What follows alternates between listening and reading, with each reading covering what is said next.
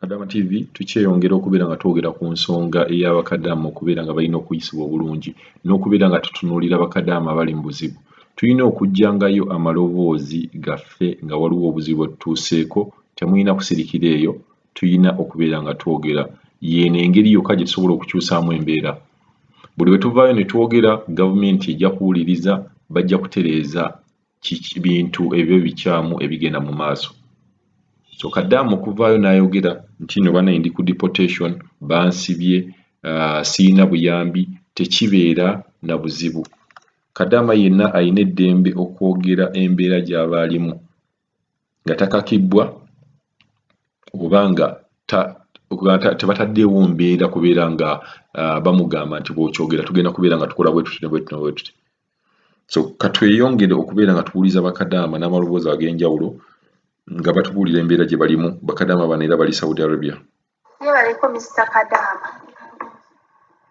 Obulamu buli butya ssebo. Ndi wamu n'emikwano gyange nga bwe batusibira mu kizimbe. Abamu ku ffe balwadde. Tebakyasobola wadde na kweyogerera wadde kweyamba. Tulinamu abalalu. Tulinamu abalwadde. N'abamu abaana kubasasula ssente za air ticket tebafunanga kuyambibwa. Tuli mu bulumi obw'amaanyi. Tetufunanga kuyambibwa. Agency yaffe ey'e Saudi buli we bukya etugamba eyongeza bwongeza ssente. Nga n'ebipapula ebyo tebiriiko Uganda Court of Arm. Wabula bye batuwa mbu bivudde ku embassy ey'e Uganda. Ne stamp yennyini ssebo Mr. teriiko. Ekyo kikyatulaga tinno ne agency yaffe nayo njaaye. Tusobeddwa bwe twakubirako madaamu waffe dayirekita wa kampuni ey'e Uganda, wabula yatugamba kimu nga ye talagidde tewali mwana agenda kukomawo, wabula yalina okulagira n'agamba gundi ti alina okukomawo. Tugenda mu myezi 7. Tuli wano ku accommodation etali na yaffe si agency yaffe. Tuli mu kasenge omujjudde ebbugumu kubanga ne esitemuli. Tuli mu mbeera mbi. Tetulina buyambi. Tewali atuwolerezaako. Tewali muntu n'omu asobola tulwanirira kuba tugezezzaako ne tugezaako eno n'eno tetunnakufuna buyambi. Emirembe gituweddeko ssebo Mr. Kadaama. Nga nze omu ayogera nasasula dda ssente za air ticket. Ennaku 2 ng'emabega nasobodde okwogerako ne madaamu wange dayirekita owa kampuni yange. Yaŋŋambye ssente ze nasasula neetaaga okwongerako endala era tajja kuntikka. Wabula yayombye buyombi n'avuma n'okunvuma. N'agamba n'okuŋŋamba ekigambo ekirala ekyammazeemu amaanyi nti ssente zange tazirabanga.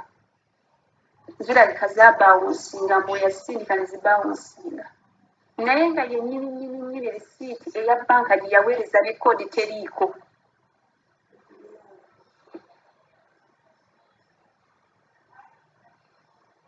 Risiiti yawe taliiko koodi ya bbanka.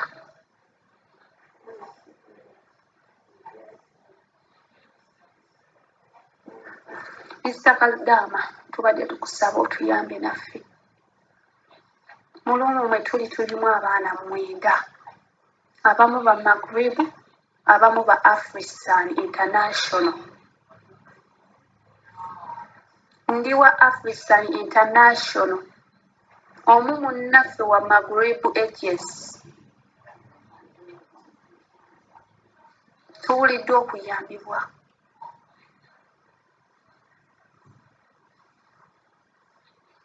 Wabula naffe nno gye tuli abatwala kampuni yaffe eyalakaamu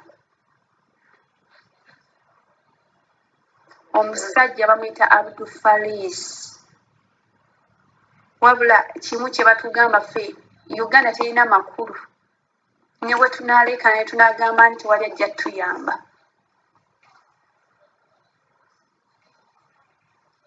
tuyitibwa mu kutiisatiisibwa tiwe tunaayogera nga batutiisatiisa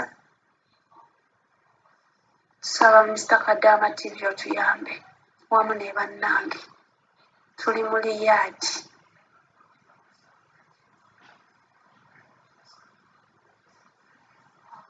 naye accommodation gyetuliko si yaffe si ya ofiisi yaffe wabula baatukweka ku accommodation endala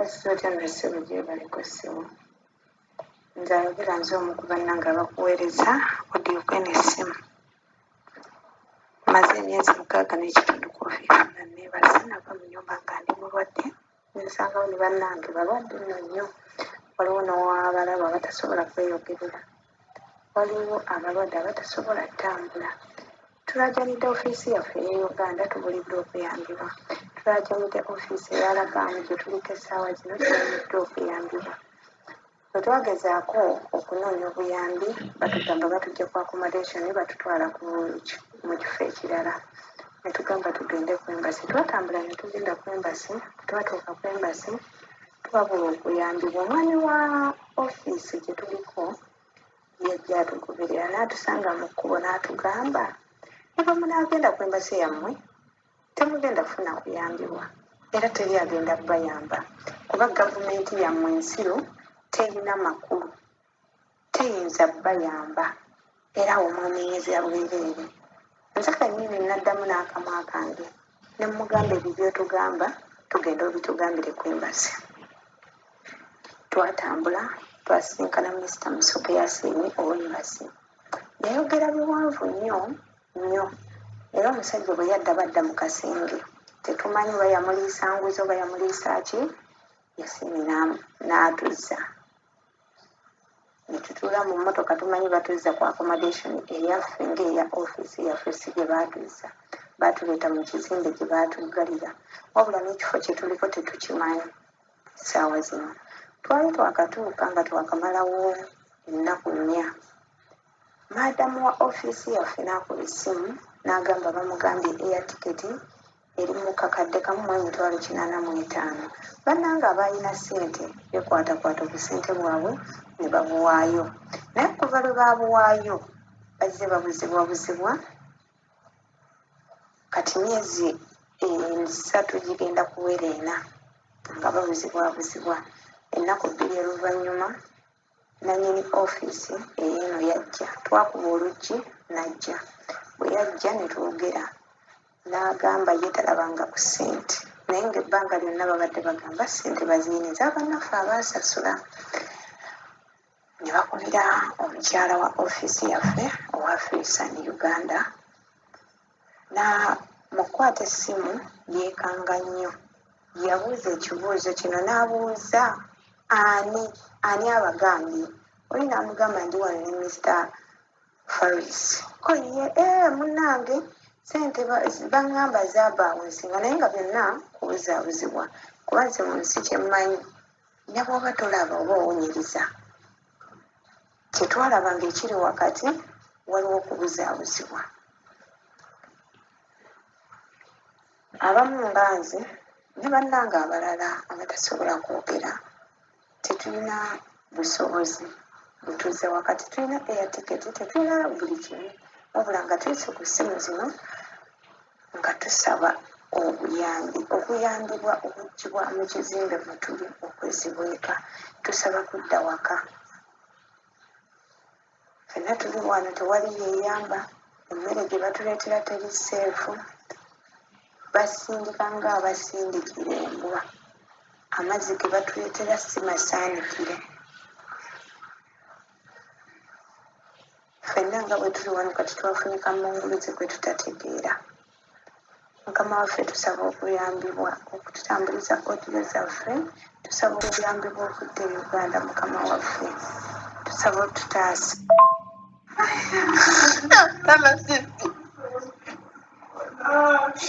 Naffe bamutuggyemu, bamututte, tetutegedde waki bamututte, talina ssimu, tagenda kudda mutuwuliza, tetugenda kudda mumuwuliza kubanga talina ssimu, talina ssimu. Tekimanyi kikiddako wano we tuli kubanga basomba omwomu kasakani kokukola otalo nga bajjawo omu, tugenda tugwerera mpola naye nga abatutola bwe tumanyi kikiddako nga munnange tuba tumanyi kigenda mu maaso. Tugenda kola kyokuleka nga todda mu nsi yaffe Uganda, amuna tulina nasonga sigenda kugula eya tiketi, tetuzinyina ate nga tuli balwadde wano we tuli balwadde. Nebaleeta kumyesa paada nga muli kumi buli omu ateekinga emu, mutuyambe, tusaba buyambi gye muli, tusaba gweranako nga ffe ne mutulwanirire mutuze mu nsi yaffe Uganda bakafa tulabanga ebisiimuula, mutulwanirire mutuuse ku maloboozi mu kizibu ekigwana tusobole okudda mu Uganda, tusobole okudda mu Uganda singa na famire zaffe, naye mutulwanirire tulima singa tukaaba kubanga teri atulwanirira, mutulwanirire.